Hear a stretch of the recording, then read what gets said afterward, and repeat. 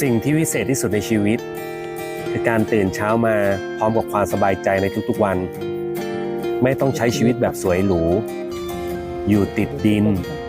กินอยู่แบบพอเพียงมีรอยยิ้มในทุกๆวันเพียงเท่านี้ชีวิตก็มีความสุขมากแล้ว